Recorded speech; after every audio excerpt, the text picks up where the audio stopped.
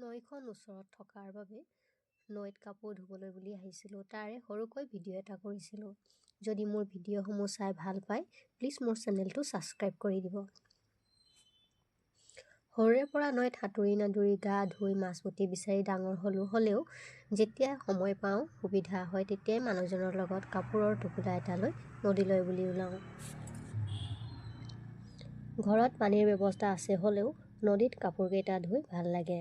এটা সময় আছিল যে নদ-নদী জান-জুৰিৰ পানী আছিল মানুহৰ উপযোগী আৰু বিশুদ্ধ। খোৱা, লোৱা, ধোৱা সকলো কৰিব পাৰিছিল। কোনো ধৰণৰ বেমাৰ-আজাৰ, ৰোগ-ব্যাধি নহৈছিল।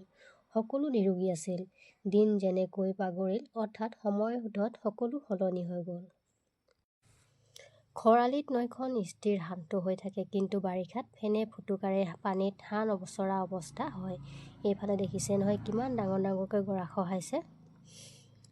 আমি গৰাৰে তললৈ নামি আহিলোঁ আৰু পাৰতে বহি কাপোৰকেইটা ধুবলৈ ল'লোঁ। আৰু আমি নৈত কাপোৰ ধুবলৈ আহিলে প্ৰায়ে কিবা নহয় কিবা এটা খাবলৈ লৈ আহোঁ। আজি তেনেকৈ কাজি নেমু দুটা আৰু নিমখ জলকীয়া লৈ আহিছিলোঁ। পাৰত বহি মানুহজনে নিমখ জলকীয়া আৰু নেমুকেইটা কাটি সানিলে। কাপোৰকেইটা ধুই হোৱাৰ পাছত মই, মানুহজন আৰু ভাইটিয়ে আটাই মিলি বৰজুতিৰে টেঙাকেইটা খালোঁ।